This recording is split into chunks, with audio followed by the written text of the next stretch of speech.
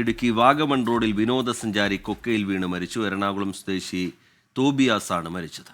വാഗമൺ റോഡിലെ ചാത്തൻപാറയിൽ ഇറങ്ങുന്നതിനിടെ കാൽ വഴുതി കൊക്കയിൽ വീഴുകയായിരുന്നു. രാഹുൽ വിജയനാണ് ചേരുന്നത് ഇടുക്കിയിൽ നിന്ന് വിവരങ്ങളുമായി. രാഹുൽ, ഇത് എപ്പോഴാണ് ഈ സംഭവം ഉണ്ടായത്? എന്താണ് സംഭവിച്ചത്? സ്മിത, ഇന്നലെ രാത്രി 8 മണിയോട് കൂടിയാണ് ഈ അപകടം ഉണ്ടാകുന്നത്. എറണാകുളത്ത് നിന്ന് വാഗമണിലേക്ക് വിനോദസഞ്ചാരത്തിന് പോയ സംഘത്തിൽപ്പെട്ട തോബിയാസ് എന്ന് പറയുന്ന ആളാണ് ഈ ചാത്തൻപാറയിൽ നിന്ന് താഴേക്ക് വീണത്.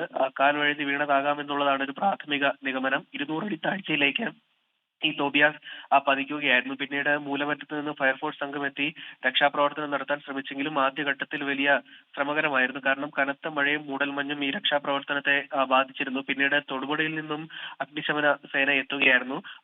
ഏറെ നേരത്തെ പരിശ്രമത്തിനൊടുവിൽ പുലർച്ചെ 3 മണിയോടുകൂടിയാണ് ഈ തോബിയാസിനെ മുകളിലേക്ക് പ്രധാനപ്പെട്ട റോഡിലേക്ക് എത്തിക്കാൻ കഴിഞ്ഞത്. അവിടെ നിന്ന് തൊടുപുഴ താലൂക്ക് ആശുപത്രിയിലേക്ക് എത്തിച്ചപ്പോഴേക്കും മരണം സംഭവിക്കുകയും ചെയ്തു എന്നുള്ളതാണ് അറിയാൻ കഴിഞ്ഞത്.